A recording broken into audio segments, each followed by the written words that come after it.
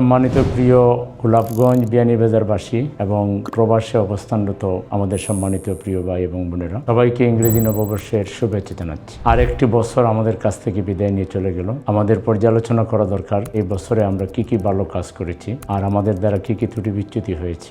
ভালো কাজের জন্য আল্লাহর দরবারে শুকরিয়া আদায় করা দরকার, যাতে আরো ভালো কাজ করতে পারি। আর মন্দ কাজের জন্য অনুশোচনা করে আমাদের সিদ্ধান্ত নেওয়া দরকার যে আর মন্দ নয়, আর অন্যায়ের সাথে নয়, আমরা সকলে মিলেমিশে সঠিক পথে চলবো, সত্যের পথে চলবো, ন্যায়ের পথে চলবো এবং একটি সুন্দর সমাজ বিনির্মাণে ইংরেজি 2026 সালকে আমরা স্মরণীয় করে রাখবো। বিশেষ করে আগামী ফেব্রুয়ারিতে এই জাতির ভাগ্য নির্ধারণের জন্য আমরা যে দায়িত্ব পালনের কথা রয়েছে, এই দায়িত্ব পালনের জন্য আমরা নিষ্ঠার পরিচয় দিতে পারি, আন্তরিকতার পরিচয় দিতে পারি, যোগ্যতার পরিচয় দিতে পারি। বিশেষ করে আমাদের সমাজকে একটা সুন্দর সমাজ বিনির্মাণের জন্য, একটা সুশৃঙ্খল সমাজ হিসাবে প্রতিষ্ঠা করার জন্য একদল ভালো নেতৃত্বের কোনো বিকল্প নেই। আমাদের প্রয়োজন সৎ, যোগ্য এবং দক্ষ নেতৃত্ব। আমাদের প্রয়োজন মানবিক নেতৃত্ব।